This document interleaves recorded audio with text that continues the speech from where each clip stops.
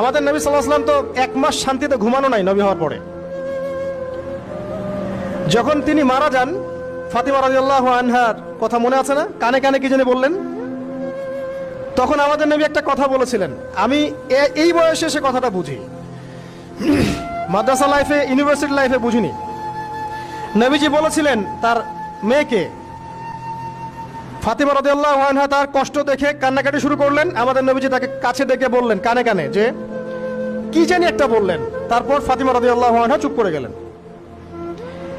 তো পরে জিজ্ঞাসা করা হলো কি বলেছিলেন, তিনি বললেন আল আব্বাজান বলেছেন আজকের পর তোমার আব্বার কোনো কষ্ট থাকবে না,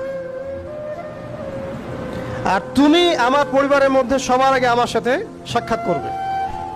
এই যে আজকের পর আমার আব্বার আর কোনো কষ্ট থাকবে না, এর মানে বোঝেন, মানে সারাটা নববী জীবন কত যে কষ্ট নবী সাল্লাল্লাহু আলাইহি ওয়াসাল্লামকে সহ্য করতে হয়েছে।